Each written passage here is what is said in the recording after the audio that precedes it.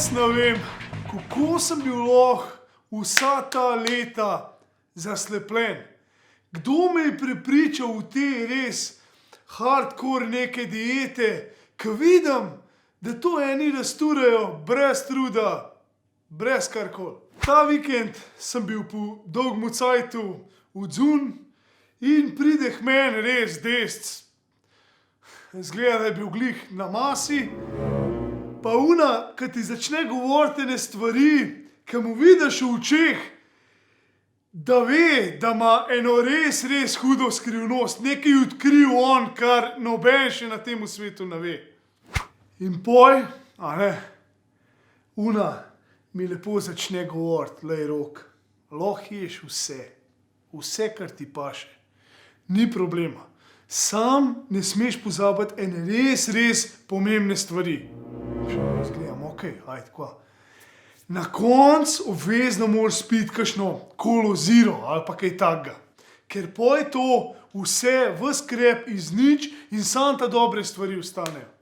Morebiti se to kjer mu zdi nemogoče, ampak če boste dobro pogledali naokoli, kar malo poglejte, vidite, opazite folk, ki se res baše s krepom, ampak poj obvezno čez prbije kaj tako, ne vem, kakšno torto brez dodanega sladkorja ali pa te zero variante, da poj pač poplakne onega moralca, ki pojede one smeti.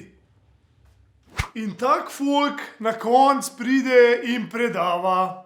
In vzamemo za primer, ne vem, beljakovine, ta ima ful ohaja, ta ima ful tega, ful unga, ja, veš, umetna sladila niso zdrava in tak krep predava. Jaz poj mislim, pa ne me jebe, da to slišim. Pa kje s mene najdu? Najprej mu rekel, ej človek, ta zadnji problem, kar rabiš razmišljati, so umetna sladila. Ki ga vidiš, ki ti je vse jasen. Umetna sladila. Fast food, prijatelj.